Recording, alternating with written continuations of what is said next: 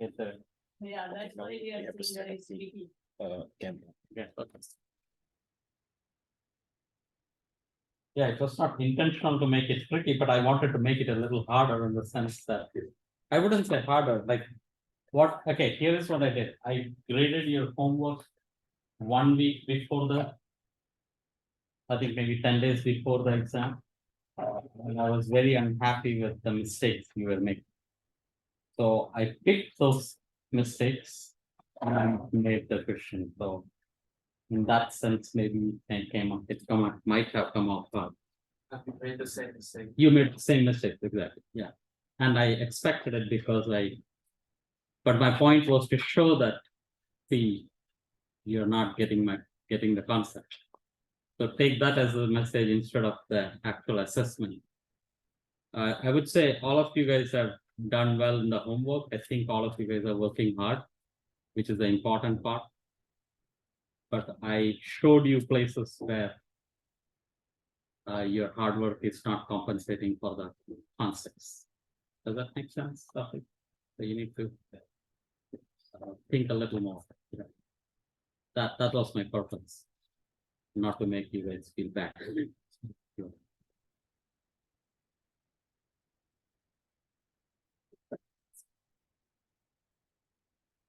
So here is the, oh, where is Niranjan? Yeah, in the room, right? If we join that right room. You can click on that green button on the left. This one? Yeah, that's right. Okay. Yeah. Okay. So we didn't have a class on Friday, so we can throw off the routine, right? Yeah. Okay. So here are the exam rules.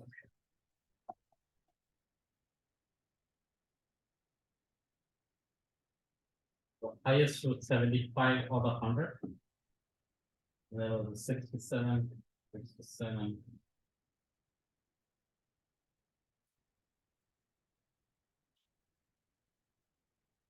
It's not the same, Nahida. Right, not all. I think, okay. Then I did a curve. And remember, the curve is you have midterm exam, homework, quizzes, everything. And then after I add up everything, I find out how much you have lost. And I give back some percentage of the lost points. Right? This time I decided to give 15% of whatever you lost back. And if you have full points from the quiz, you will get back all the 15%. If the quiz is low by any chance, which is not the case, most of you have full points in the quiz, except one of you who has about 85%. So, but that I'll be dropping quizzes also, so later on it will get compensated. So keep doing the quizzes, and after this, the scores are 86, 84, 82, 81, 78, 76. So that's the grades in the class. So here maybe you can say neither, but they're all the same. So,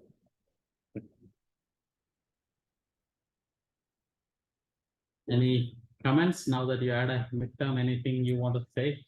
Anything I should change? That was not fair. Feel free. Something you want to comment on which might help? Will be going a little bit. Oh, I was not planning to. Oh, okay. So can you? Yeah, this is, yeah. So that might be okay. Okay, sure. Okay, my mistake. Okay, okay. Check the additions. I do the addition. It's not a calculator, so you can do mistakes. I do the opposite way also of calculating how much you lost. But I guess both ways they went wrong. Yeah. So yeah. So look for the total. Yes. So the suggestion was that we should go over the midterms quickly, maybe. Yes. Okay. So. Help me with the questions. Yeah.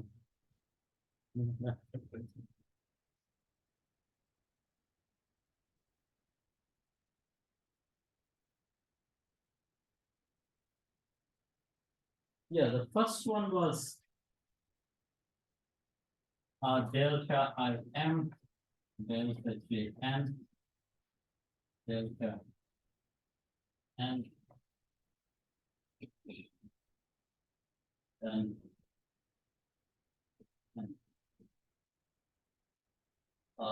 Each of this is, there is a summation, remember, so I'm going to expand this out.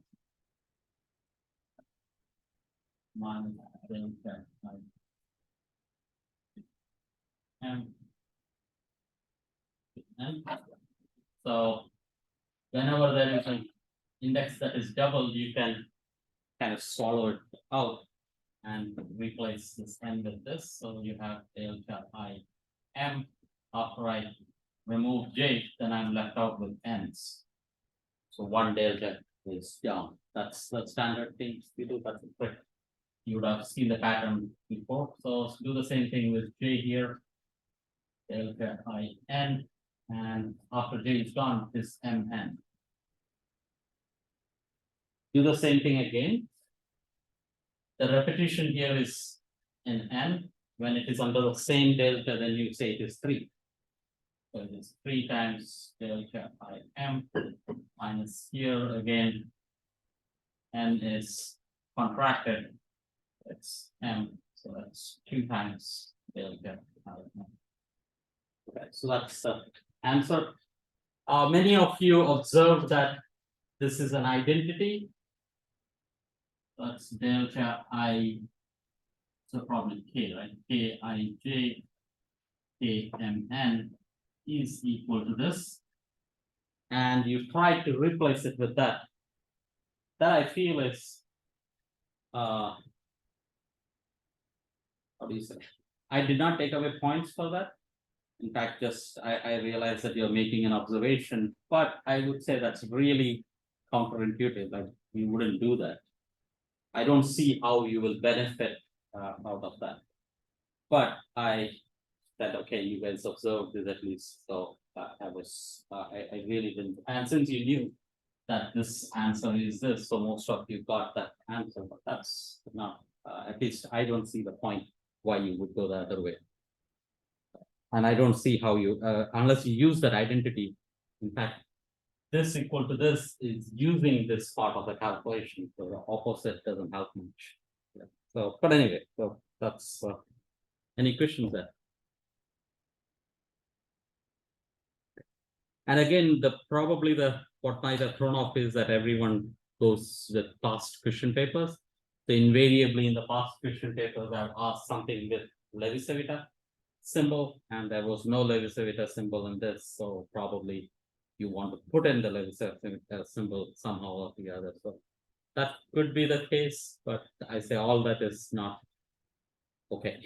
Well, you should criticize yourself that that's going wrong. Yeah. Questions again on that? Number 2, the idea was you use del cross A. First, you have to show that this is equal to 0. Some of you realized that this is actually 0 because del n cross doesn't go, because you might be aware of that. But most of you did not get the index way of seeing that. Maybe I can go through this. Think of, it doesn't even have to be gradient and a gradient. So yeah, okay, let me do this. So let's start from the left hand side. So this is a scalar, so no component here. So that's epsilon I j k del I del j k. Notice these are derivatives, right? Either it is a d by dx or d by dy or d by dz. So 1 is this, 2 is this, 3 is this, that's your derivatives, correct? And these are symmetric, where d by dx of d by dy is the same as d by dy of d by dx. So that's d by dx times d by dy minus of d by dy times d by dx is equal to.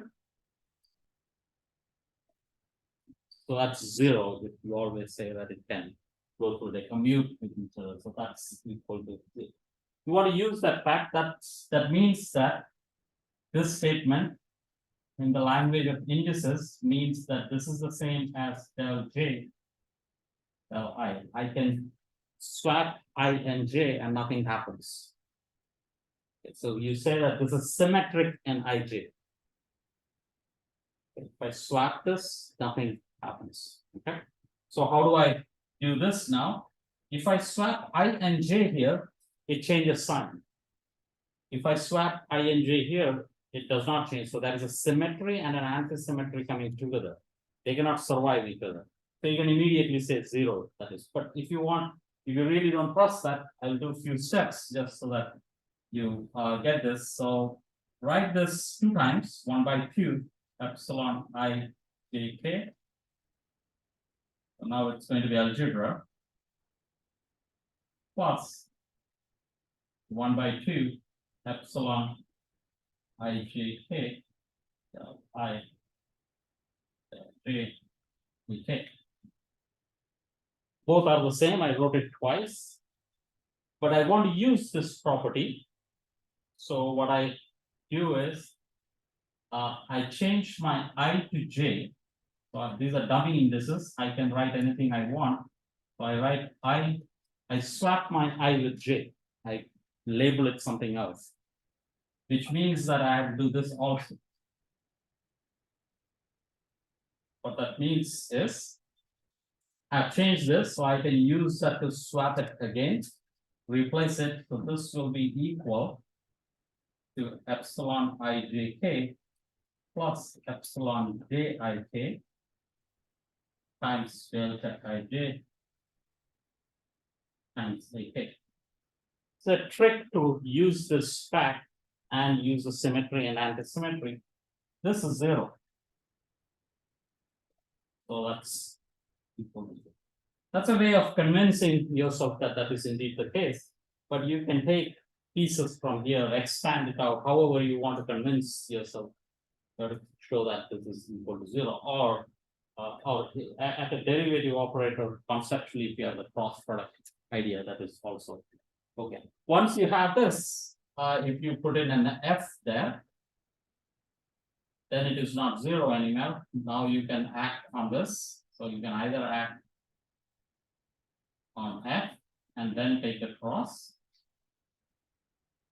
or you can hit the opposite, right? So plus f times L. But that is 0.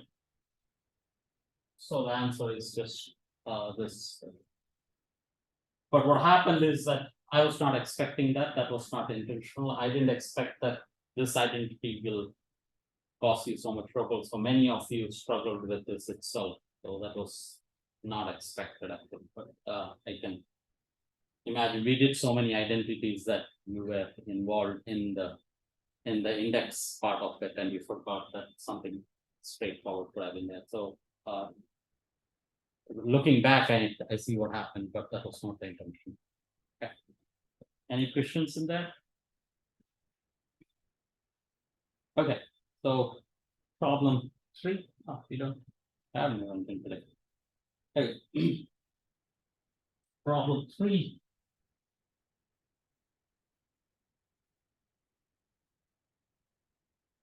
This was very similar to what we had with electric field and magnetic field. I took away the Ex and Ey out of it. Remember, we had electric field is equal to Ex in the I direction plus Ey in the J direction, and B was, I think, Bz, no, By in the J direction. I think something like this we had, and we had a construction M is equal to E times D. Since you did the last homework, in homework, which was due today, actually there I was constructing unitary operators. So I thought I will use that idea. So basically I set all this equal to 1. And this was set to 0 so that I have I times j. So I built an operator, which is a unitary operator, turns out, but it was not relevant in the problem. And that's it, operator you built. And then the idea was to give a huge number so that you cannot really manually do it. Like if I do m cube m4, then you try to multiply it out and get it. That's what you did in the homework. But the idea was to see the pattern. And this was again intentionally done because most of you were actually manually doing it. Like my idea was that, and many of you still in the exam kept doing it manually, component wise. The idea is to use index notation and the dyadic notation so that you can get faster. But, and that was why I gave m raised to 108 so that you don't get faster, but then you could get away with it. So here is how you could get away with it. So if I do m dotted with m, so this is m squared, right? So that's m squared. First of all, trace of m is how much? Maybe that's how it should begin. MII. M, yeah, that is I. So this will be equal to the m I, right? So that's m11 plus m12. There are 4 combinations possible between I and j. If I have I, the coefficient of that is m11. Maybe I should write that. So general, this is m11 I hat plus m12 I hat j hat plus, I'm just writing this in this form. I can keep going writing like that. There's nothing wrong in that. In fact, that is how typically you would say that. M22 j hat. That's actually the dyadic form for any dyadic. In this case, this is equal to 0. That's equal to 1. That's equal to 1, and that's equal to 0.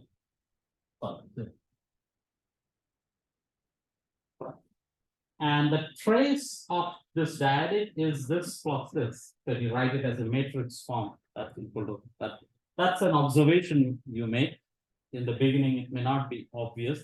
So you have to do what does trace of that mean, and that was the idea of the homework, that you realize that these two addition is what it is. So you can immediately say that trace of this is equal to 0 in this construction. Another way of seeing that is trace of m, like the way since Abdullah pointed out, I went that way. Another way is to trace of m is nothing but put a dot product in between. In between that, so you construct a dyadic using vectors often. You put a dot product everywhere there. This is I dotted with j plus j dotted with I. You put a dot in those operation. Earlier there was no operation, right? Take a dot product in that, that's equal to 0. It's not actually you're putting the dot in between, you're actually taking the end and putting it like, it's like saying you take the head and put it into the tail. So if you say that's the head, so you're taking the dot product between these two.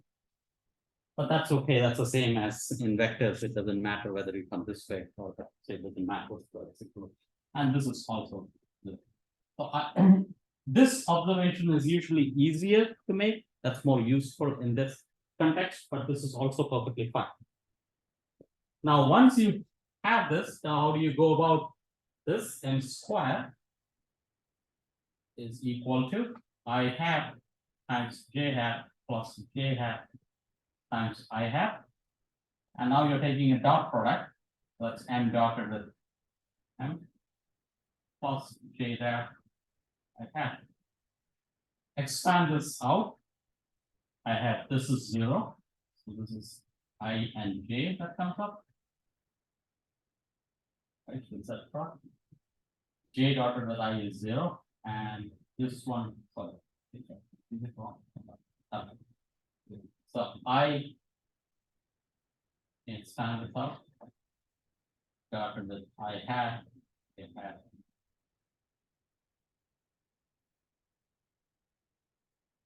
Plus.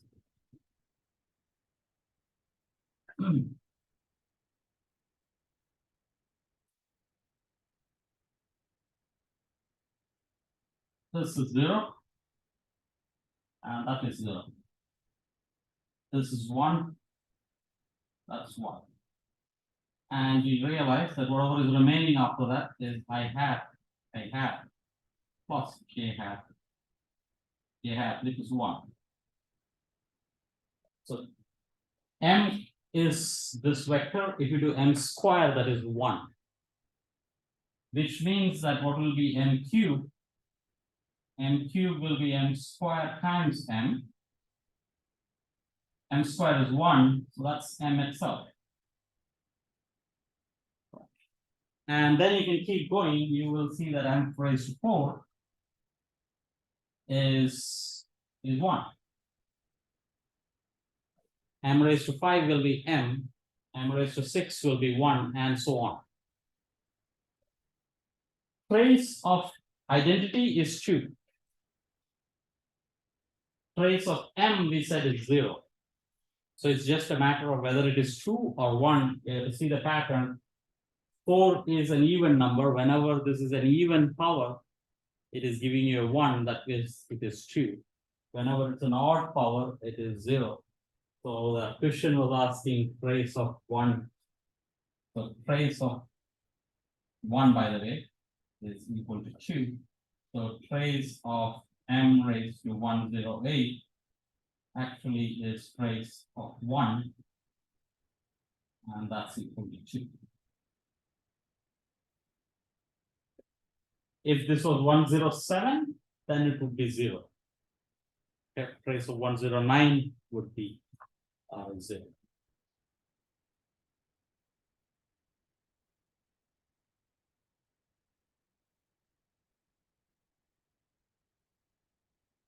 Fourth one, I think delta function, many of you did okay. I think there was no, at least there was no serious mistake in the type. Except some of you did not see the heavy side step function. I think that was something, maybe I did not introduce it in the class itself, so I can understand, but expectation is somewhere you have seen. Have you used it in electromagnetism? Are you taking, are all of you taking electromagnetism at this point? Yeah, But anyway, but now try to look it up. Step function, heavy side step function is nothing but this is so this is 0, or let's say a. That's x. Whenever x is greater than a, that's equal to 1. So this should be read as x minus a greater than 1, which is x greater than x greater than a is equal to 1, then x is less than a is 0.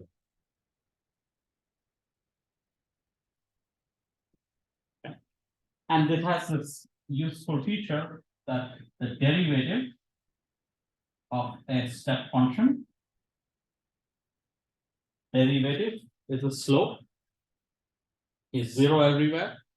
Very qualitatively speaking, that's 0 everywhere, except at this point it seems like it is perpendicular. So it's basically a delta function. The argument that I gave just away is just a qualitative argument, but you can make that more concrete, and this is indeed delta function. Integral of delta function, in a sense, is a step function. Quiz, right? The quiz show that in what's the derivative is always opposite to an integral, right? So in what sense is integral of delta of x minus a? Question mark. Is this true or not? Derivative of a function, if derivative of something is equal to something, then integral of the resultant should be the derivative, right? So is that true, and in what sense? As it sits, that's not completely true, but in some way it is true. There is a correctness that you have to change something there. That makes it pro.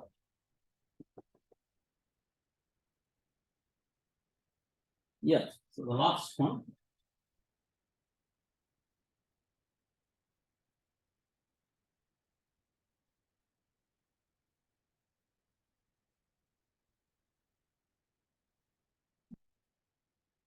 You have A cross with L. And dotted with R cross with B. The main idea here was that I wanted you guys to use only the standard.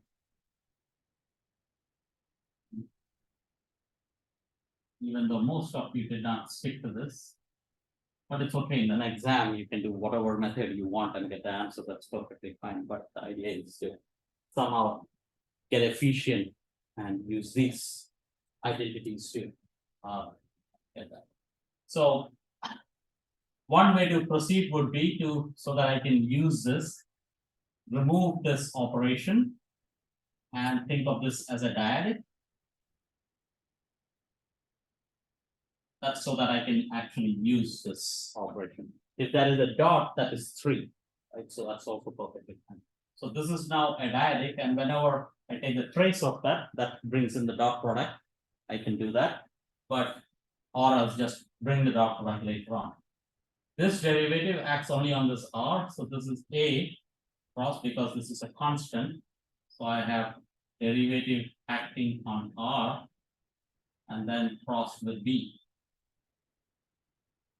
That's one way of writing it. Like the A is acting on L, B is acting on R, and there is a gradient. So, but that's one.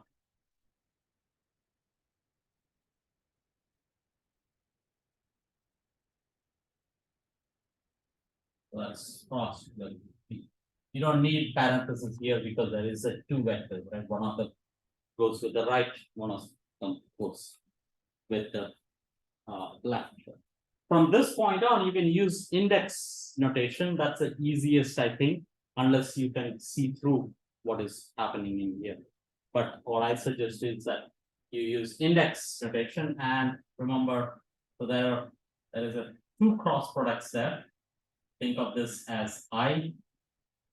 So this whole thing is your I, right? There are 2 vectors, that's I and that's J. That's your 2 vectors. I think this is the best way to explain it. So that's I. J is gone, so what does it? Mn maybe? Mn, and then there is Am and delta N. Second one is epsilon J, and let's say PQ. First P goes here, and the Q is to be a P. So notice this piece is a cross product, and this one should come here. This is another cross product with P sitting here. This has to enter. Clear? Meaning? So what about the dot product? The dot product will come in whenever I have, so this is an I, that's a J, right? If I set I equal to J, that becomes a dot product. This was just to go from here to here, one step. I can do it right there itself, the same index notation, that's also perfectly fine. However you do it, I'm trying to elaborate on how you would at least proceed by explaining what are the steps involved. That's that. Yeah. Till now, so it is, the dot product has not been done yet, so it is more general than what I'm doing. But now that you say that there is a dot product, so I bring in the dot product, so I set. So this is A cross with Del dotted with R cross with B. That means I have now set I and J. Do that. That will make it easier. So that's I M N, and now J is I P Q. A M delta and P and B Q. With me? Right. Now, since there is this N and P, contract this. P, so N what do? N becomes a Q, right? So Q can be. Did I do this right? When I do this, P has to become N. So this is I M N I N Q and A M Q. This is two of them, two summations here. We know that this is 2, right? 2 times delta of I is gone, N is gone, so M Q. And there's a minus sign here. And that's a M Q. That's a dot product. That's minus 2 A dot Q. One way of proceeding in this. I also noticed that in this particular case, because there are so many constants there, it is actually, if you take the cross product, just a blunt cross product, that's not that bad. I mean, it's not that inefficient, and some of you guys did that. That's perfectly fine. But it will immediately go away if I make this a function. Then you have to take care of that, and then it's much. Then all these methods easier. Okay. That. So this was the hard part. This was the only question from my side which was hard. Like that's why I put it in the end. I wanted you guys to struggle with this, but rest of them was just showing the mistakes. So for you. So in the question you said like the constant vector. Yeah, constant means that this derivative in principle should act on B also. Like here, derivative is acting only on this, right? So in principle, this should be a crossed with R comes in the side. So then now it's very hard to write. Then it is del of B, where the cross product is between this. Hard to see that. But for that, you have to use index notation. That it doesn't help much there. But the point is, this is 0. Derivative of B is 0. So you don't have to do that. Did I clarify? Maybe. So take this piece alone. That helps.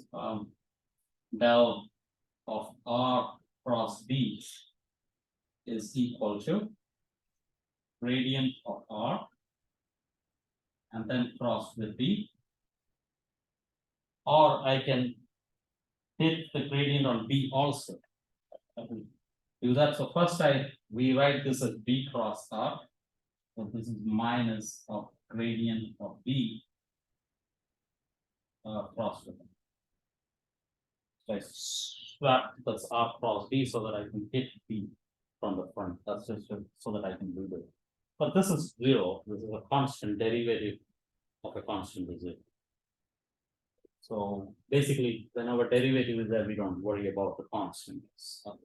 This plays an important role.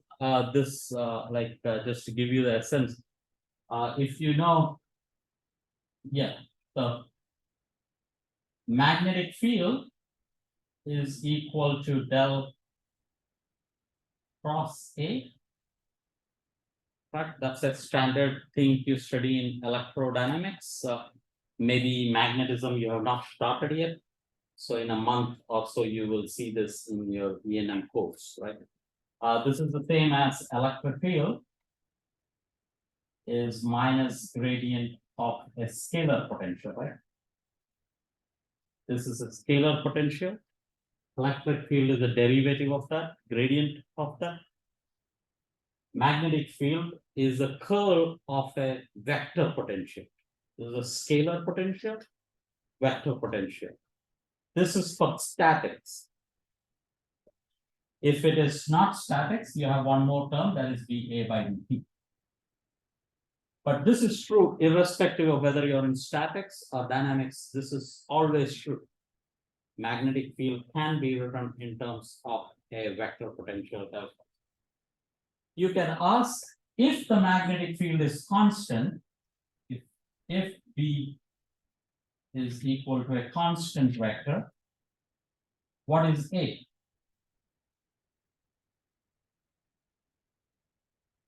So what A actually creates a magnetic field that is constant. That's just it. You might get curious as to what could it be. For example, what potential creates a constant electric field? Any answers? Suppose this was not there, let's say statics. What should the electric potential be so that you get a constant electric field? Constant everywhere, it's the same. Derivative of what will be a constant?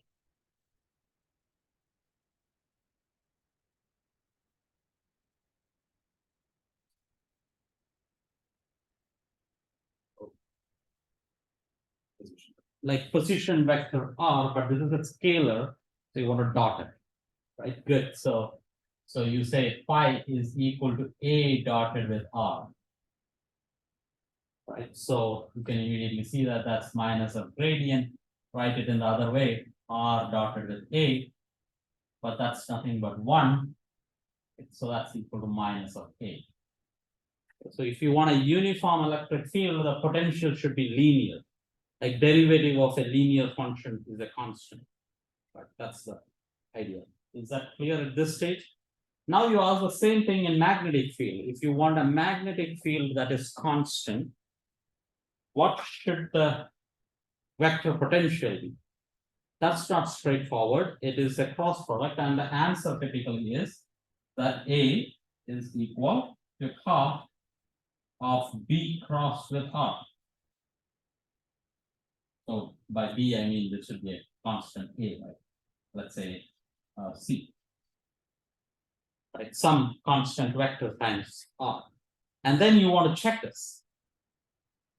Right? If this is really true, what I'm saying, what you should do is that if I take the cross product of this, that should come out to be a constancy, right? So that's where these identities come in. So you have del cross with C cross with R, and that is top, and pretty much the same. This identity is used in here. This comes out to be exactly from C.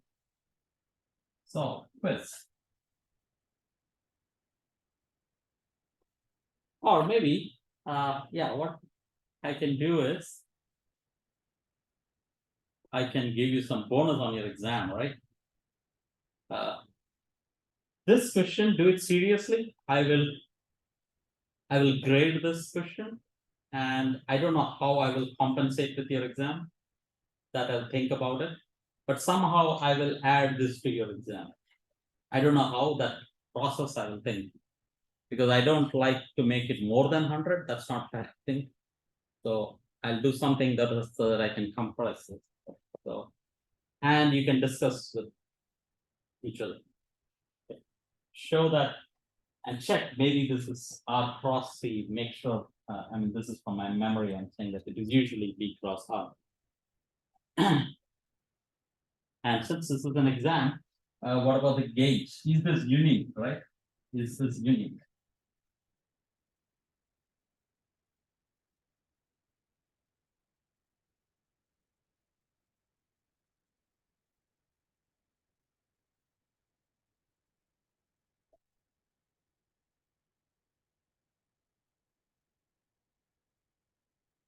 You can ask the same thing here. Is this unique? Is this the only answer that only potential that will give you A?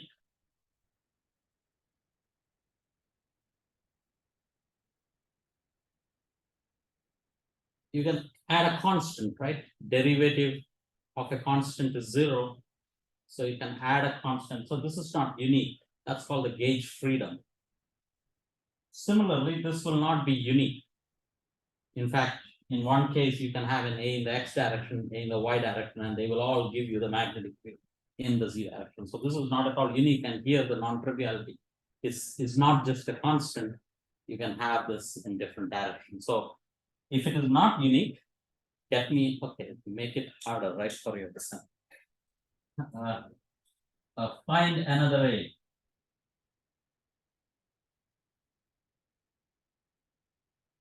But you can ask each other, okay, discuss each other first, okay, and I have asked this question somewhere in before in one of the exams. maybe in E&M, I probably don't ask that in math methods. If you look at my E&M notes, I can tell you, if you come to me, I'll tell you which year or something like that. So, but this is well known. If you look up the literature, like if you go to the internet and search, you should be able to find this. But it's a good concept to be aware of. It's called gauge transformation. So the gauge transformation. So you will study this in E&M in some, I don't know how much detail, because often you don't have time to go over all these subtle concepts. Okay, I think I.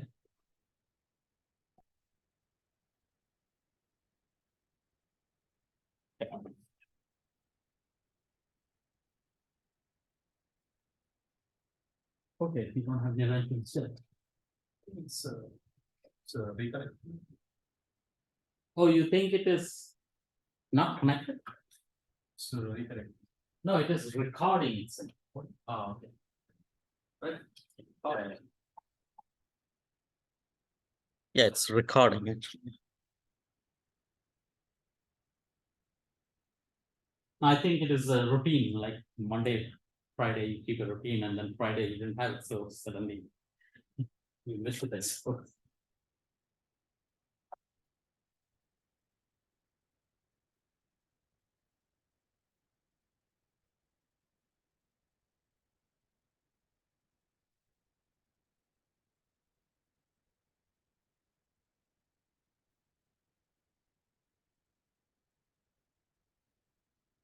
So now that I went through it, was it reasonable? Exam, was the exam reasonable? Nahida, do you agree? No?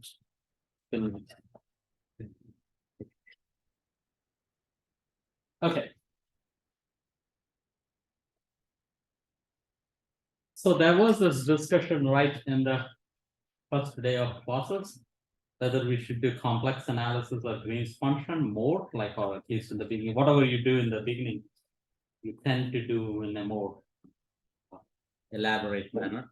So I decided to do complex analysis because two of you have done Green's function very recently in the last semester. But I'll do Green's function also. It's not that I'm not going to do Green's function. It's just that there is a chance that it might get compressed, or I'll go quicker in the later part. Okay. Or what I'll try is that I'll do the complex analysis in a compressed manner. That's what I was hoping. But the first day itself, I'm thrown off because I lost half of the lecture. Right? So, but we'll see.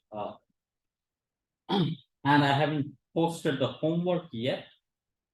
But the homework I was expecting to be make it due Friday. I'll still make it due Friday. How about that? Okay. This is complex analysis. Probably most of you have seen it some form or the other. All of you have done complex analysis, right? Complex numbers, not complex analysis. Complex analysis, I'll do. The complex numbers, just the multiplication of complex numbers and some subtle things. And so I'll still make the homework due on Friday. Okay, it's not posted though. I'll do that after the lecture. I was waiting so that I make it longer. I was earlier thinking that I'll make it due Monday, then I wanted more content. But now that it's going to, I think I've decided that it's going to be Friday. So then I short homework is okay. So that's October 6th, Friday. And there's a midterm 2 on November 3. I think I got that. Midterm 1, I had got it from. Okay. What do we understand by complex numbers? Anyone?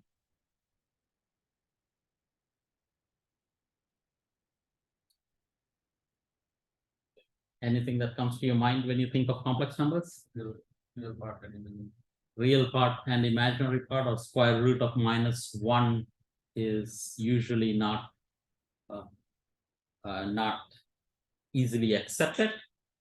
So we give it a meaning to what a square root of -1 is.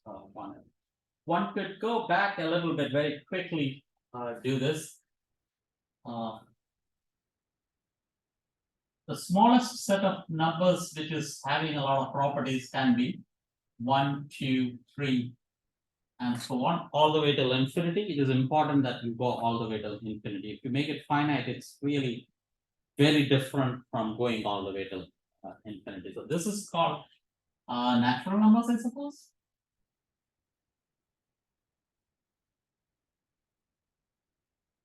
Here you can add two numbers, you'll be perfectly fine, but if you subtract two numbers, you'll be in trouble, right? There will be situations where you subtract two numbers and the member, whatever the result is not part of the set.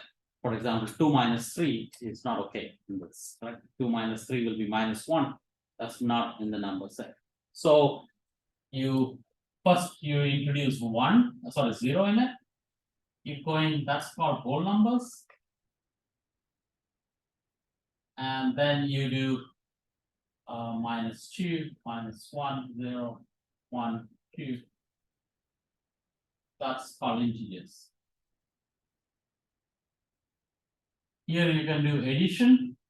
You can now do addition and subtraction. But you're still in trouble because if you were to divide 3 by 2, whatever answer you get is not part of this set. Okay. So you start building in what the rational numbers. Rational numbers is any of these integers, you can write it in the form p over q. Any two integers, for example, 3 over 2 is also part of that, and you divide them out and you're good. And suddenly, actually, here you have more, right? You can also do multiplication here, I suppose. Right? If you multiply any two integers, you get back in an integer, right? So you're good with integers also. So you can get 3 operations done there. And in rational numbers, for the first time, I think, you can do division also. Right? Rational numbers p over q, and you will always get a rational number. Okay. And then you realize that, oh, is every number a rational number? And you learn that, oh, not every number is a rational number. So you introduce irrational number also. And irrational number is not p over q, right? It cannot be written as p over q. Give an example of an irrational number. And this still is. Give an example of error. Pi, yeah, right? Pi or square root of 2, any square root of a prime number is irrational number. Let me go through this few things, and next comes the real number, right? You add, put them together, so there is a real number, and then comes complex. Okay, so that's a hierarchy. Maybe a few things more. After complex comes quaternions. And if you go further, and apparently, after that, it's very hard to go further. And the main goal you keep in all this is that this division is kept intact. You want to keep, it's called the division algebra. You keep all this. You won't go into details, but details of all this. But some properties I want to talk about. I want to introduce the idea of countable set and ordered set, maybe ordered numbers, then maybe dense. Yeah, maybe that's sufficient. Let's go with countable. Let me ask the following. So suppose there is the natural numbers, and then you have whole number set. You can ask the question, which one of them has more number of elements? Okay. Is the question clear? Or for that matter, integers. Okay. This is asked in a very simple way, but you should be careful in answering. Notice this is 1, 2, 3, all the numbers. apparently I added 0 to it. So one would think that this has more number of numbers. Sentence itself has. You're using the same thing inside. Is that it seems like there are more elements in this set than that. But it's not correct because you're going all the way to infinity. When you go all the way to infinity, it is not easy to count. You cannot really give a number to how many numbers are there in this. So how do we compare this? That's the idea of countable. So if it's a countable set, if I can associate one member to this, I'm counting, notice the word is counting. This is the first element. That's the second element, that's the third element, and I keep going. I can keep counting. And as far as you can keep counting, there is a pattern that's countable. Okay, so this has exactly the same number of elements as that because you can map this to this. Is that clear what I said? Right? Just because you can map, if there are many people standing in a row, give the label 1 on the first one, label 2, label 3, label 4. And if you can keep doing that, if you see the pattern, that's good. That means that has exactly the same number of elements as natural numbers. So these two have the same number of elements. Next comes integers. You would say, oh, that surely has double because there is an infinity on the right, there is an infinity on the left. But no, I said that I just need a pattern to count, right? So that's 1, that's 2, that's 3, that's 4, that's 5, that's 6, that's 7, and there's a pattern. I keep doing that, and I can keep doing that forever, right?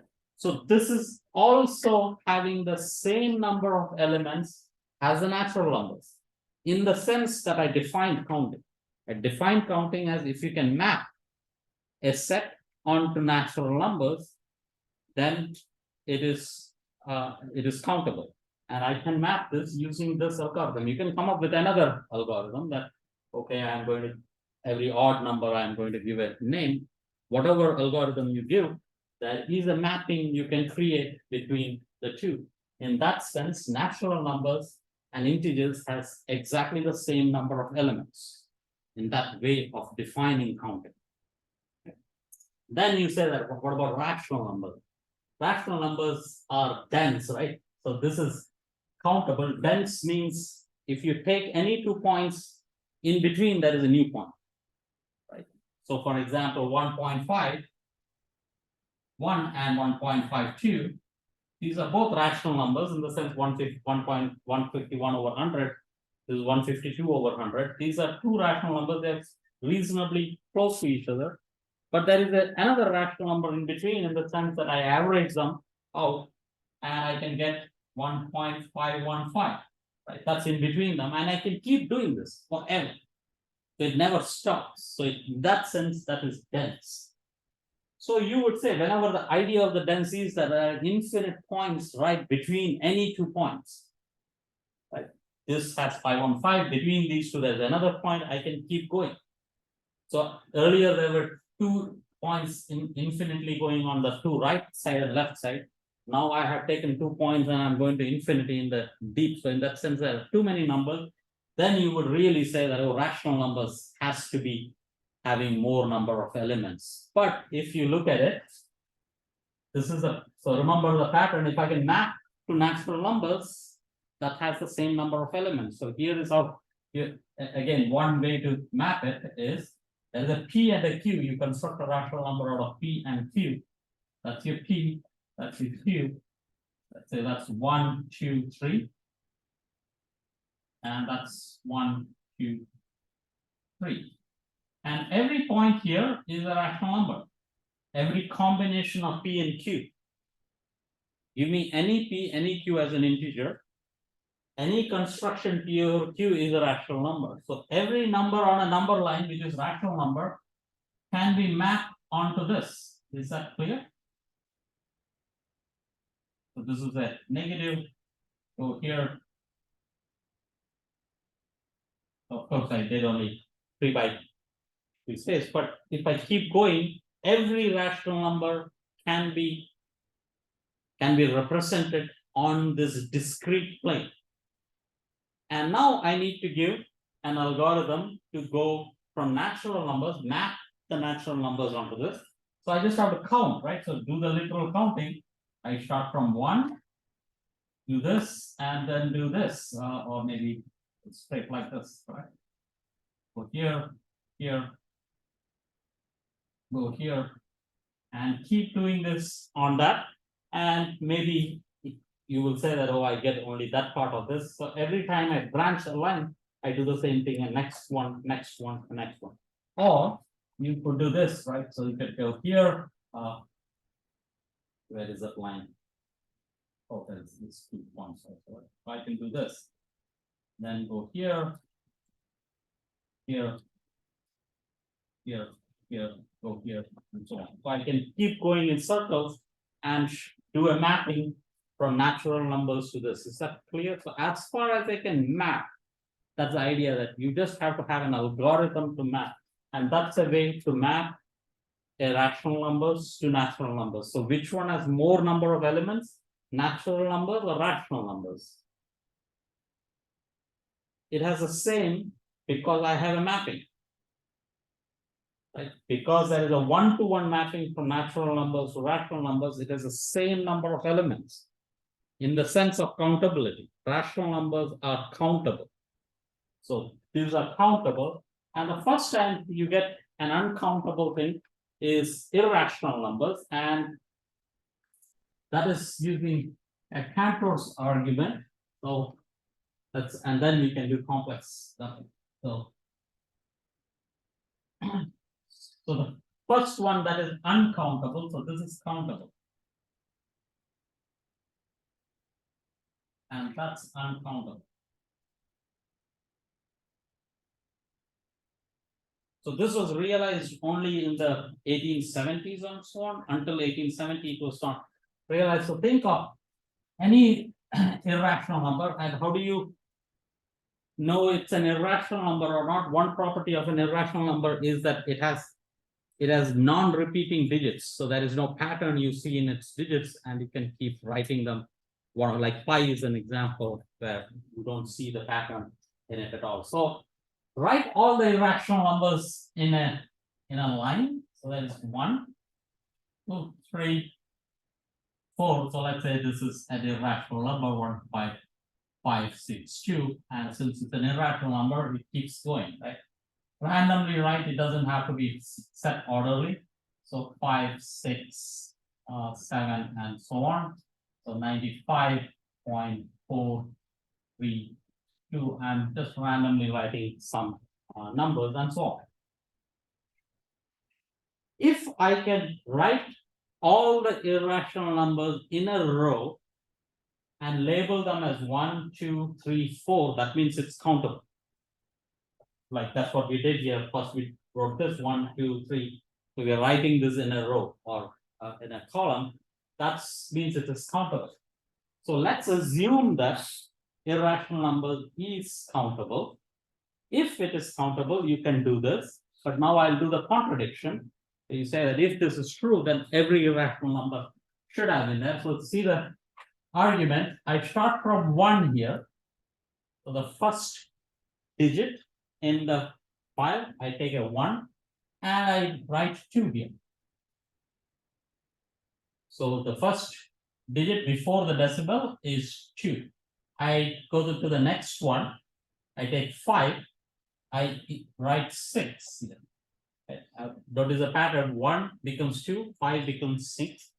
The next one is here. The third number. I take the third decimal, or the second decimal after the second digit after the decimal. I write 4. And I keep doing this for all the digits. And then I say I have a new number now. How did I build this? I started from this list. And I wrote, for every digit, I increase by 1. So now I compare that. Is this number in this list? And I claim it is not there, because this is not the first number.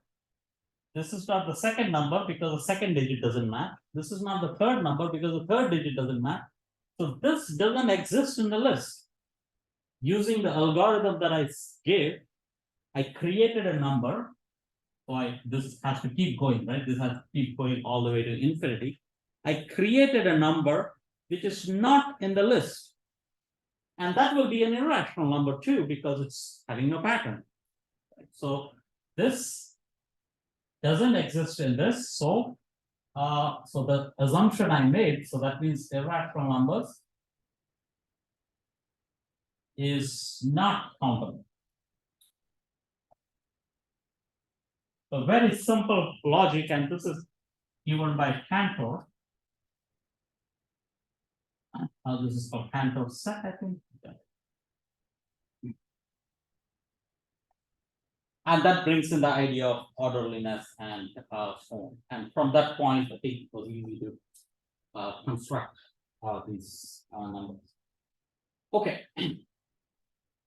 So with that simple, very rudimentary history of putting it in perspective as to what the hierarchy of this numbers is, let's go to complex numbers.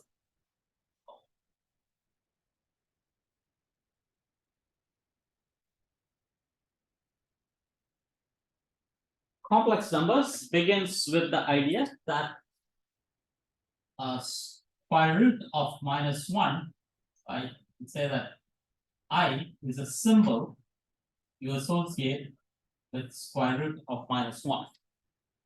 So that's the only new introduction you make, that I is equal to square root of -1. Rest everything will come automatically. Some operations I have to do. If I is equal to square root of -1, you say that I square is equal to -1. What about I cube? Is -1 times an I, so that's minus I, and I raised to 4 is equal to +1. And from that point on, if I do I raised to 5, again that's an I, right? So I raised to 5 is an I, and you can keep doing this.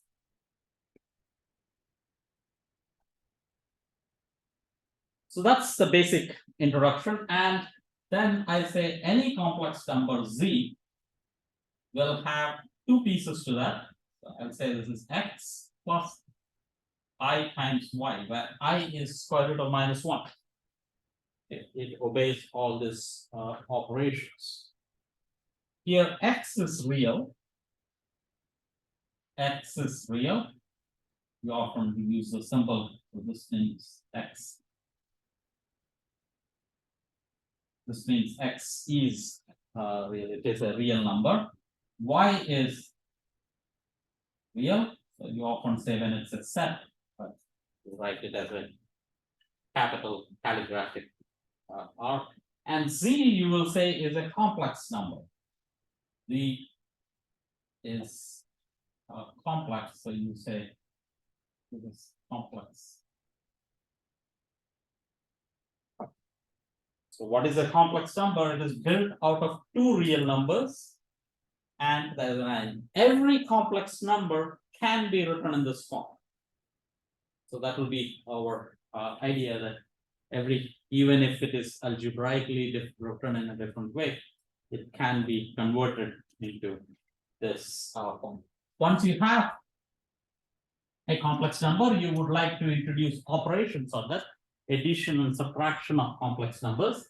So if you have Z1 equal to X1 plus IY1, and Z2 is equal to X2 plus IY2. If you want to add two complex numbers, V1 plus V2, that's equal to, you add the real numbers separately,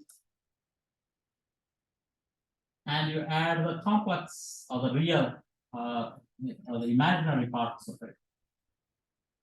So maybe some notations here. This is called the real part of Z, and this alone This is called an imaginary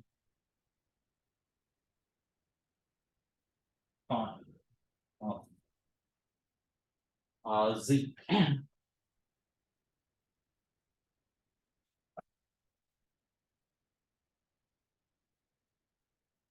Whenever there are two pieces, X and a Y, you can imagine this to be on a real plane, right? So you have two-dimensional plane, that's your X.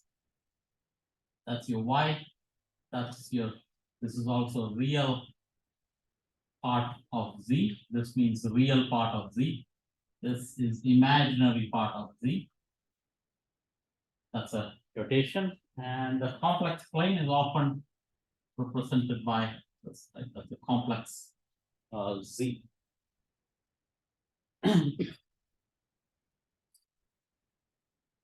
So this will be Z1. That's your Z1. That's Z1. Which means that is X1. That's Y1. If you have Z2,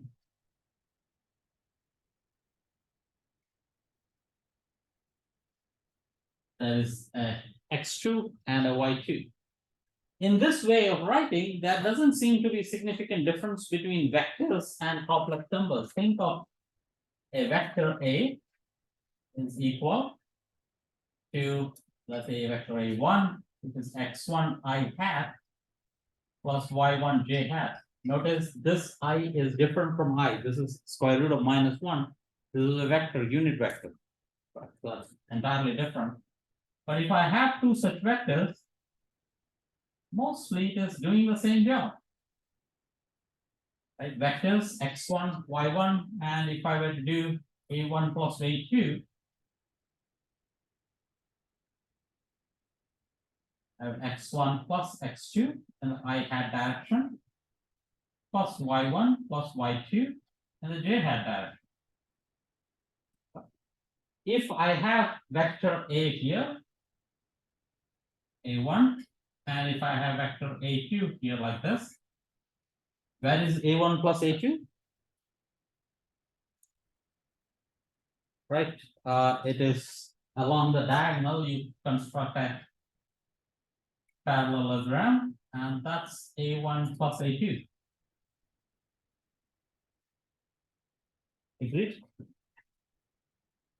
So this idea should go through because it's the same thing in there.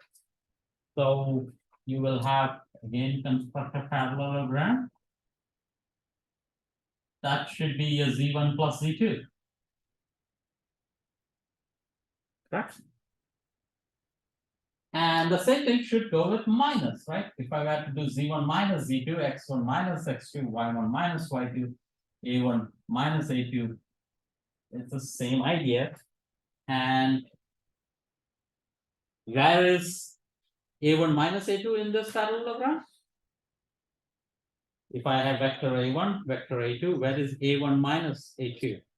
Right, it is the other diagonal. And that's this, that's A1 minus A2. Same ideas go through here, like you will do this piece here, Z1 minus Z2. That's your Z1 minus Z2. So the vector algebra seems to have a lot of similarity with complex numbers. What is the difference between vectors and complex numbers? Can you think of a difference between a vector and a complex number?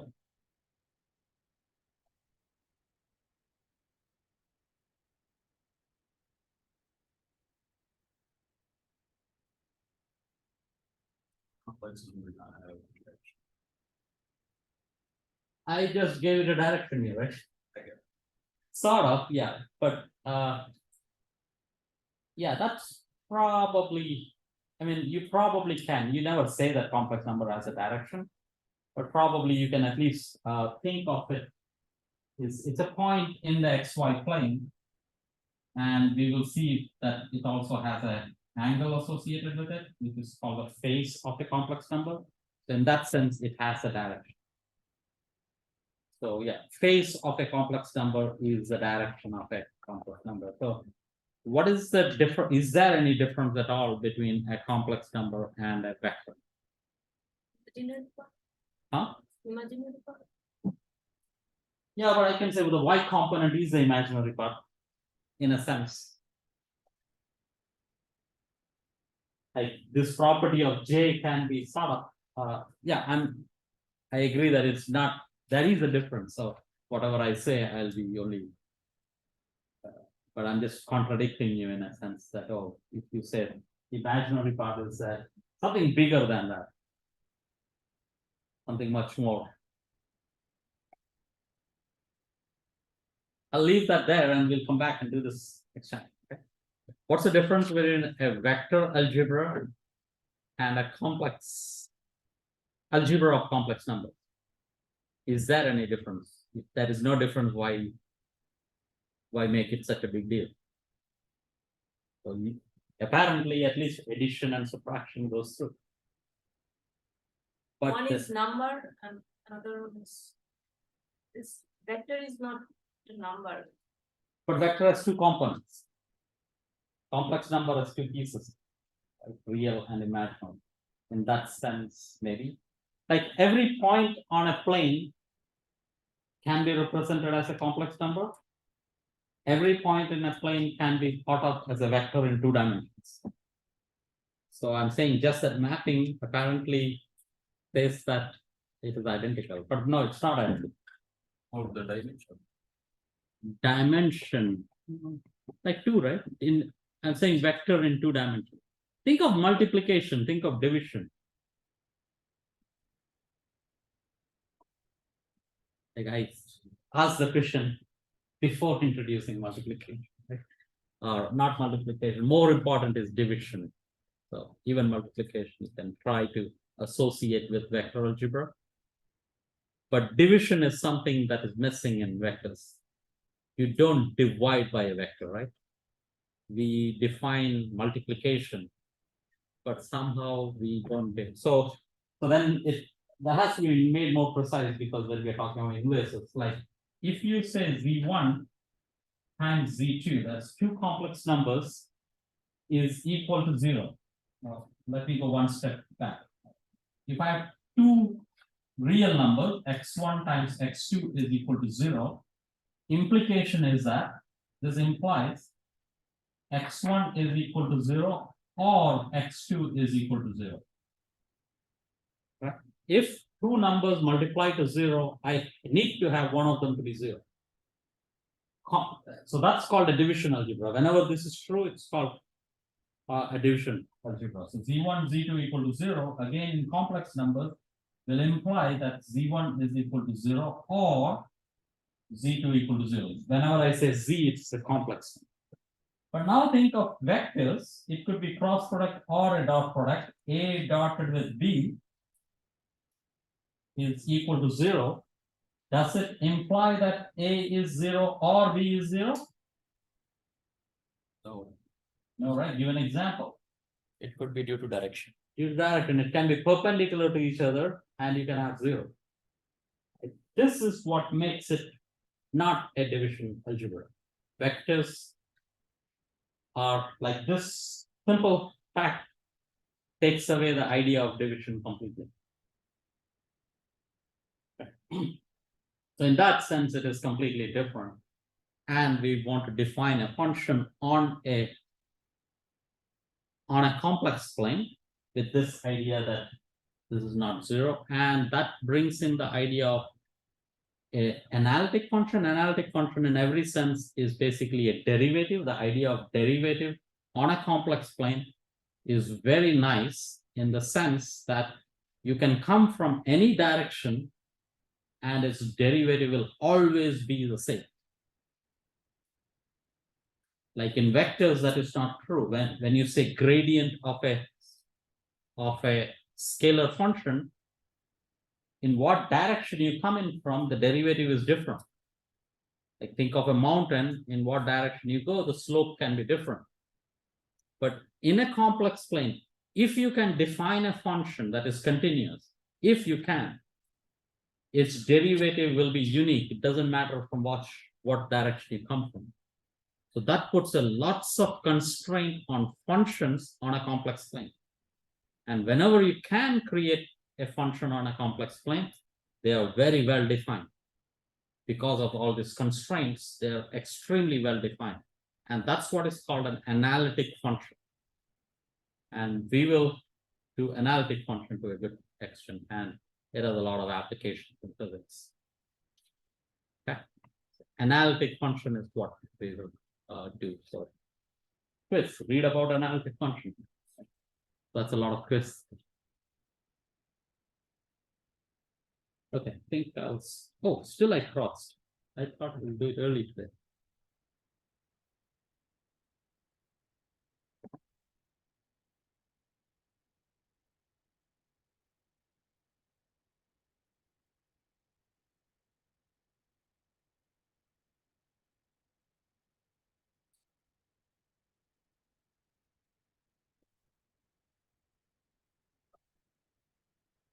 So the homework will still be due on Friday, even though the concepts probably will be taught on Friday.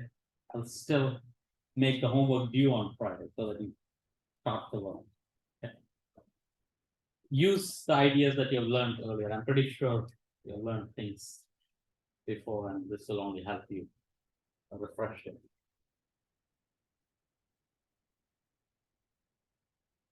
Nathan, when did you do complex numbers? We started complex something probably now. Undergrad, but not in high school. No, we didn't touch. Okay. When did you do complex numbers, Nahida? Yeah, I did, but not explicitly. But did you do it in high school? No. Or did you do it in college? Complex number? Uh-huh. Yeah, we did in high school. High school.